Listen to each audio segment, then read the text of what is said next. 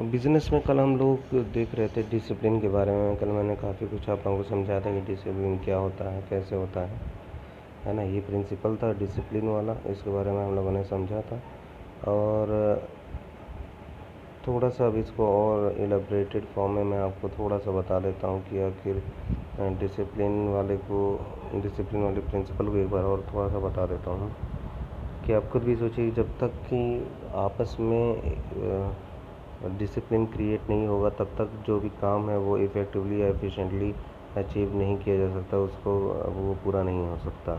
ठीक है, तो इसी तरीके से आप खुद भी देखिए कि आपके स्कूल में हैं, अगर डिसिप्लिन मेंटेन होता तभी जाकर आप टाइम टू टाइम स्कूल आते हैं और टाइम से घर जाते हैं। वो चीज़ मेंटेन ना हो तो कोई बच्चा 10 बजे आएगा, कोई 11 बजे आएगा, जिसकी वजह से पढ़ाई का काफ़ी नुकसान होगा। क्लासेस कितनी ओवर हो जाएंगी तो और कोई पढ़ेगा कोई नहीं पढ़ेगा। डिसिप्लिन ही है कि आपके स्कूल को पूरा का पूरा मेंटेन करके रखा हुआ है। वही चीज़ ऑर्गेनाइजेशन में भी है, सारी चीज़ें ऑन रूल चलेंगी, रूल्स रेगुलेशन पर बेस्ड होंगी, तो फिर इसका मतलब है कि डिसिप्लिन बना रहेगा और जो टारगेट है ऑर्गेनाइजेशन का वो भी अचीव हो जाएगा, वरना फिर टारगेट वगैरह अच्छी तरीके से अचीव नहीं होगा। यहाँ कुछ पॉजिटिव चीज़ें हैं। पॉजिटिव क्या है कि systematic working in the organisation, work जो है वो सिस्टमेटिक हो जाएगा। इम्प्रूव्स एफिशिएंसी, एफिशिएंसी इम्प्रूव करेगी। और अगर आप इस प्रिंसिपल को फॉलो नहीं करते हैं तो फिर क्या नुकसान होने वाला है। डिसऑर्डर, कन्फ्यूजन या चाव की सिचुएशन क्रिएट हो जाएगी। रिसोर्सेज का वेस्टेज हो जाएगा, वर्क में डिले हो जाएगा। ठीक है, वर्क टाइम पर नहीं होगा। अब नेक्स्ट हम लोग पढ़ते हैं यूनिटी ऑफ कमांड। ठीक है, यूनिटी ऑफ कमांड में क्या है कि according to this principle an employee should receive orders from one boss superior and should be accountable to one superior only, because if he is receiving orders from more than one boss then he will get confused and will not be able to understand that whose orders must be executed first। आप खुद भी सोचिए, बड़ा simple सी बात है कि एक एक बंदा, यानी कि कितने भी लोग हैं उसका सिर्फ एक बॉस है तो फिर वहाँ पे काम करने में कोई प्रॉब्लम नहीं होगी। लेकिन अगर काफ़ी लोग हैं और वहाँ पे जो बॉस है वो भी कई सारे हैं तो वहाँ पे देखा जाए तो फिर चाउस की कंडीशन क्रिएट हो जाएगी, डाउट्स की कंडीशन क्रिएट हो जाएगी कि आखिर हम किसके ऑर्डर को फॉलो करें। तो हमें जो ऑर्डर फॉलो करना है वो सिर्फ एक बॉस को फॉलो करना है। अगर एक बॉस सिर्फ वन सुपीरियर होगा या वन बॉस होगा कई सारे सबऑर्डिनेट्स का, तो ये मान के आप चलिए कि आप की जो ऑर्गेनाइजेशन के जो टारगेट्स हैं वो अच्छी तरीके से अचीव हो जाएंगे। ठीक है, फिर कोई डाउट्स की सिचुएशन क्रिएट नहीं होगी। For example, if employee of a production department is asked to go slow in production to maintain quality standard by the production incharge. अब प्रोडक्शन डिपार्टमेंट के एम्प्लॉय को कहा जाता है भैया थोड़ा स्लो ही काम करो जिससे कि क्वालिटी प्रोडक्ट की बनी रहे। And sales incharge instructs the employee to fast the production to meet the pending orders. और सेल्स इंचार्ज आता है और वो ये कहता है भैया जल्दी जल्दी काम करो क्योंकि हमें अपने ऑर्डर को पूरा करना है। ठीक है, प्रोडक्शन वाला कह रहा है भैया आराम से करो जिससे क्वालिटी बनी रहे। सेल्स वाला आता है वो ये कहता है कि भैया जल्दी जल्दी करो जिससे कि हमारे जो पेंडिंग ऑर्डर्स हैं हम उसको पूरा का पूरा फुलफ़िल कर सकें। अब ऐसे में क्या होगा, एम्प्लॉय कन्फ्यूज़ हो जाएगा। आप खुद भी सोचिए कि एक प्रोडक्शन वाला कुछ कह रहा है, सेल्स वाला कुछ कह रहा है, तो ऐसे में एम्प्लॉय कन्फ्यूज़ हो जाएगा और जिसकी वजह से क्या हो जाएगा, अगर वो कन्फ्यूज़ हो गया तो इसका मतलब है कि वो टाइम पर काम भी नहीं कर पाएगा और अच्छे से काम नहीं कर पाएगा। पॉजिटिव इफेक्ट क्या होगा, no confusion in the mind. अगर एक ही बॉस होगा तो कोई कन्फ्यूज़न तो होगा नहीं माइंड में। नो ईगो क्लैशेस, यानी कोई ईगो भी आपस में क्लैश नहीं करेंगी। नहीं तो फिर वहाँ पे क्या होता है, ईगो क्लैश कैसे करती, प्रोडक्शन वाला कहता है हम करवाएंगे काम, हमारे हिसाब से होना चाहिए। सेल्स वाला कहता है नहीं हमारे हिसाब से होना चाहिए। तो इनके ईगो क्लैशेस हो जाते हैं, है ना। अगर एक ही बॉस रहेगा तो ऐसा कोई ईगो क्लैश नहीं होगा। इम्प्रूव से इफेक्टिवनेस इन वर्किंग, वर्किंग में इफेक्टिवनेस होगी, यानी कि इम्प्रूव करेगी कंडीशन। अगर आप ये प्रिंसिपल फॉलो नहीं करते हैं तब क्या होने वाला है, confusion in the mind of employee, employee के माइंड में कन्फ्यूज़न रहेगी। Subordinate will get chance to escape from his responsibility by giving excuses. कई बार ऐसा होगा कि जो सबॉर्डिनेट्स हैं सुपीरियर के अंडर में, वो एक्सक्यूजेस दे दे करके गोला मार देंगे काम को, ठीक, अपनी रिस्पॉन्सिबिलिटी को। वो तो एक्सक्यूजेस दे देंगे कि वो हमसे ये कह रहे थे फला, मतलब एक्सक्यूजेस उनका क्या रहेगा कि सर वो बॉस ने तो ये कहा था। अब उस बॉस के पास जब वो बॉस आएगा तो उसको भी वो यही बोलेंगे कि सर अभी आप आए हुए हैं, जो दूसरे वाले बॉस हैं उन्होंने तो ये कहा था। तो इस टाइप से क्या होगा कि एक्सक्यूजेस देना शुरू कर देंगे सबॉर्डिनेट्स। होता है ना, जैसे आप लोग कहते हैं कि सर वाइस प्रिंसिपल ने तो ये कहा था, नहीं प्रिंसिपल मैम ने तो ये कहा था। प्रिंसिपल मैम के पास जाते हो तो वहाँ कहते हो वाइस प्रिंसिपल ने तो ये कहा था। अब वाइस प्रिंसिपल के पास जाते हो तो प्रिंसिपल को वहाँ पे कहते हो कि प्रिंसिपल ने तो ये कहा था। ये वाली चीज़ें जो है कन्फ्यूज़न है, या टीचर ने तो ये कहा था। तो होता है ना कन्फ्यूज़न, वो चीज़ हो जाती है जब एक से ज़्यादा बॉस हो जाते हैं। तो ego clashes among the different superiors. अब वही है कि सुपीरियर्स में आपस में क्या होगा, ईगो क्लैशेज होगा। जैसे कि वाइस प्रिंसिपल प्रिंसिपल में, प्रिंसिपल वाइस प्रिंसिपल में ईगो क्लैशेज होगा कि वो कैसे कह सकते हैं, हम करेंगे, इस टाइप की चीज़ें। Difficulty in maintaining discipline in the organisation. Organisation में डिसिप्लिन मेंटेन करने के लिए ये बड़ी डिफ़िकल्टी भी फेस करनी पड़ेगी, ये सारी चीज़ें। यहाँ पे डायग्राम आप देख सकते हैं, एक बॉस है, उसके अंडर में कई सारे एम्प्लॉय हैं, और ये एकदम सही सिचुएशन है। जबकि 3 बॉस हैं और कई सारे एम्प्लॉय हैं, तो ये रॉन्ग सिचुएशन है। ये आपको डायग्राम में दिख गया। नेक्स्ट प्रिंसिपल है अपना यूनिटी ऑफ डायरेक्शन। इसको समझ लेते हैं कि ये क्या है। According to this principle, 1 unit means 1 plan. एक यूनिट का मतलब है एक ही plan. That is the efforts of all the members and employees of organisation must be directed towards one direction, that is the achievement of a common goal। यानी कि जो organisation के एफर्ट्स हैं of all the members and employees, वो सभी एक ही तरफ काम करने चाहिए, जिससे कि ऑर्गेनाइजेशन का गोल आसानी से अचीव हो जाए। If this principle is applied it leads to coordination. अगर ये प्रिंसिपल अप्लाई हो जाए तो इसको हम लोग क्या मानते हैं, कोऑर्डिनेशन। इसी को हम लोग कोऑर्डिनेशन कहते हैं। Each department and group having common objective must have one head and one plan only। हर एक डिपार्टमेंट के पास और हर एक ही कॉमन प्लान होना चाहिए, एक ही हेड होना चाहिए जो काम करे, ठीक है। यानी कि सभी को एक ही डायरेक्शन में काम करना चाहिए। दूसरी चीज़ कि एक ही हेड होना चाहिए, ठीक है, एक ही प्लान होना चाहिए, ये भी ध्यान रखना है। If an organisation is producing different lines of products. मान लीजिए कि एक ऑर्गेनाइजेशन है, वो कई तरीके के प्रोडक्ट को प्रोड्यूस करता है। कॉस्मेटिक्स भी बना रहा है, मेडिसिन भी बना रहा है, कॉन्फेक्शनरी आइटम भी बना रहा है। Each product has its own market. और हर प्रोडक्ट का अपना एक मार्केट है। इट्स ओन बिजनेस एनवायरनमेंट, और सभी का एक अपना बिजनेस एनवायरनमेंट है। Each division must plan it's target. तो हर डिवीज़न को क्या करना पड़ेगा, अपना एक टारगेट बनाना पड़ेगा। कॉस्मेटिक वाले को भी बनाना पड़ेगा, मेडिसिन वाले को भी बनाना पड़ेगा, कॉन्फेक्शनरी वाले को, हर एक को अपना अपना एक टारगेट बनाना पड़ेगा। And every employee of that division must put his efforts towards the achievement of a plan. और हर ऑर्गेनाइजेशन को अपने प्लान को अचीव करने के लिए एफर्ट्स को लगाना पड़ेगा। Of their division under the direction of a one head only. सिर्फ एक बॉस के अंडर में। Only on no account should the working of different departments overlap, ठीक है। और सिर्फ एक ही बॉस के अंदर में काम करना चाहिए, एक ही डायरेक्शन में काम करना चाहिए। यही चीज़ ये पूरा यूनिटी ऑफ डायरेक्शन बता रहा है। और कहीं ऐसा ना हो कि जो डिफरेंट वर्क्स ऑफ डिपार्टमेंट्स हैं वो ओवरलैप नहीं करने चाहिए, यानी कि एक दूसरे के ऊपर नहीं चढ़ने चाहिए। पॉजिटिव इफेक्ट क्या होगा, अचीवमेंट ऑफ ऑर्गेनाइजेशनल गोल। आराम से एक ही डायरेक्शन में सभी काम कर रहे हैं, तो एक ही प्लान पे काम कर रहे हैं, तो इसका मतलब है कि गोल जो है अच्छी तरीके से जल्दी से अचीव हो जाएगा। Efforts of all the employees get unified towards one direction. सभी एम्प्लॉयज़ के एफर्ट्स एक ही डायरेक्शन में लगेंगे।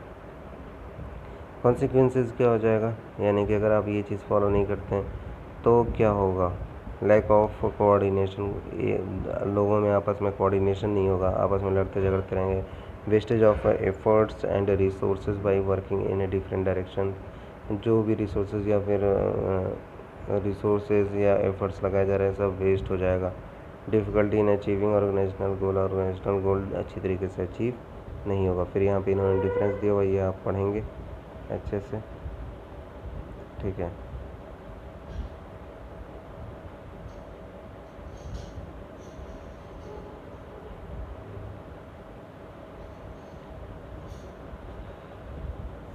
अब यहाँ पे थोड़ा एक केस स्टडी सॉल्व कर लेते हैं ना, यहाँ पे सॉल्व भी किया हुआ है तो इसको थोड़ा समझ लेते हैं, इसी पर बेस्ड है, यूनिटी ऑफ डायरेक्शन पर। Suraj was engaged in the business of a carpet making. Suraj जो है कारपेट मेकिंग के बिजनेस में क्या होता है, एंगेज किया हो जाता है। Since company was a making handmade carpet, क्योंकि कंपनी जो है हैंडमेड कारपेट बना रही है, as well as machine made carpet, और मशीन मेड कारपेट भी बना रही है, दोनों ही कारपेट बना रही है।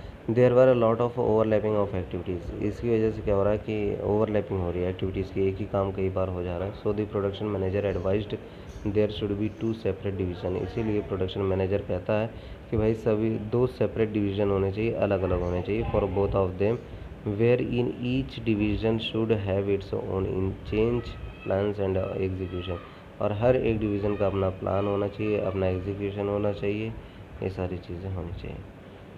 तो अब क्वेश्चन बोलता है कि identify the principle of management insisted by production manager, कौन से प्रिंसिपल के बारे में ये कह रहा है, तो ऑब्वियस सी बात है यूनिटी ऑफ डायरेक्शन, एक प्लान और एक ही डायरेक्शन होना चाहिए ना, उसी की तो बात कर रहा है, सीधी सीधी सी बात है। यहाँ पर अब हमारा नेक्स्ट प्रिंसिपल आता है, वो है subordination of individual interest to general interest, individual interest से जनरल इंटरेस्ट की ओर लेकर के आना, ये है हमारा 6th प्रिंसिपल, ठीक है, 6th प्रिंसिपल है, तो ये भी समझ ही लेते हैं ना, ज़्यादा बड़ा नहीं है, मैंने देख लिया। इसमें क्या है ये मैं आपको, चलिए ऐसे ही पढ़ लेते हैं एक बार, तभी बता दूँ आपको। According to this principle the interest of organisation must supersede the interest of individuals और employees in the organisation all the. कहने का क्या मतलब, पहली लाइन का कहने का मतलब है कि जो ऑर्गेनाइजेशन का इंटरेस्ट होना चाहिए वो इंडिविजुअल के इंटरेस्ट से ऊपर होना चाहिए। ये मैं अभी आपको समझाऊंगा कैसे क्या है। तो ऑर्गेनाइजेशन का इंटरेस्ट इंडिविजुअल के इंटरेस्ट से ऊपर होना चाहिए। In the organisation all the employees are working with this same objective, हर ऑर्गेनाइजेशन में हर एक बंदा जो है वो किसी न किसी ऑब्जेक्टिव से काम करता है। So in the organization, all the employees are working with the sum of objective, and there is always an objective of organization, यानी कि हर एक बंदा जो है वो किसी न किसी ऑब्जेक्टिव के लिए काम कर रहा है। If the objective of individual are in the same direction of organisation then there is no problem, but if the objectives of both the groups are in different direction then manager must try to reconcile individual interest with the organizational goal। अगर organisational के गोल के ही सापेक्ष यानी कि उसके बराबर अगर individual interest भी चलता है तब तो ठीक है, अगर उसके बराबर इंडिविजुअल इंटरेस्ट नहीं है तो उसके बराबर करना पड़ेगा, हमें ऑर्गेनाइजेशनल गोल के बराबर करना पड़ेगा इंडिविजुअल इंटरेस्ट को, तभी हम क्या कर सकते हैं, अपने ऑर्गेनाइजेशनल गोल तभी आराम से ईजिली अचीव किए जा सकते हैं। ठीक है, यहाँ पे कहता है manager must take all the decisions in the organisation by giving priority to organisational interest and not his personal interest. Manager को जो है अपने पर्सनल इंटरेस्ट को नहीं फोकस करना चाहिए, बल्कि उसको फोकस करना चाहिए ऑर्गेनाइजेशनल इंटरेस्ट को, कि वो आसानी से अचीव हो जाए।